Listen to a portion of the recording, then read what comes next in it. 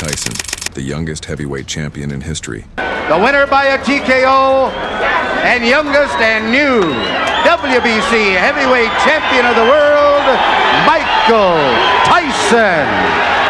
The most feared man in the boxing ring, a name that struck terror into the hearts of his opponents before they even stepped between the ropes. But how good was prime Mike Tyson really?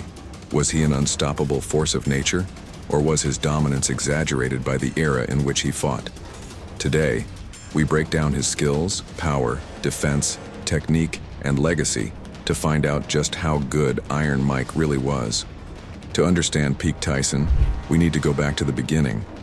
Mike was trained by the legendary Cus D'Amato, a master strategist who developed one of the most devastating boxing styles ever seen, the peekaboo style. This technique emphasized head movement, footwork, and counterpunching, allowing Tyson to slip punches and unleash explosive counterattacks. From the moment he stepped into the ring, it was clear Tyson wasn't just another heavyweight. He was different. He moved like a middleweight, bobbing and weaving, creating angles that most heavyweights simply couldn't deal with. By the time Tyson turned professional in 1985, he was a wrecking machine. In his first 19 fights, he won all of them by knockout, many in the first round. His speed, power, and aggression overwhelmed everyone in his path. But Tyson wasn't just a brawler. He was a calculated destroyer. Let's talk about his boxing skills. First, his power. Tyson's knockout power was unreal, but it wasn't just brute strength. It was technique. He had an insane ability to generate power from his legs, twisting his entire body into every punch. His left hook and right uppercut combination was one of the deadliest sequences in boxing history. Then, there was his hand speed. Heavyweights aren't supposed to punch that fast. Tyson's punches were like lightning, short, compact, and devastating. He could fire off a 3-punch combination in the blink of an eye, leaving his opponents dazed before they even knew what hit them. And of course, his defense. Tyson's head movement was unreal for a heavyweight. His ability to slip punches, weave under hooks, and stay in range while remaining almost untouchable was a work of art. He didn't just avoid punches, he used his defense to create openings for counters. One of the most underrated aspects of Tyson's game was his footwork. Unlike most heavyweights who plodded forward, Tyson moved with precision. He closed the distance in an instant, cutting off the ring and forcing his opponents into bad positions. He would step to the side after slipping a punch, creating new angles that left his opponents wide open. His ability to explode into range, land a combination, and exit before his opponent could counter was a major part of his dominance. At just 20 years old, Tyson became the youngest heavyweight champion in history when he demolished Trevor Berbick in 1986. From that moment on, the division belonged to him. Then came Michael Spinks, an undefeated champion. Some believed Spinks had the skill to outbox Tyson.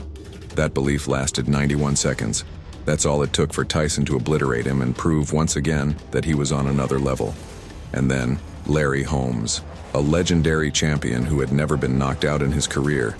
Tyson put him down 3 times in the 4th round before finishing him. That's how dominant he was.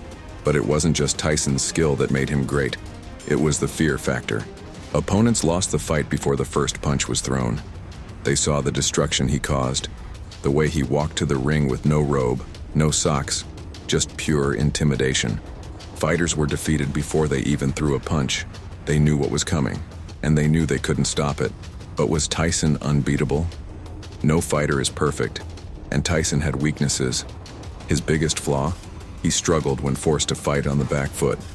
If an opponent could withstand the early storm and push him backward, he became far less effective.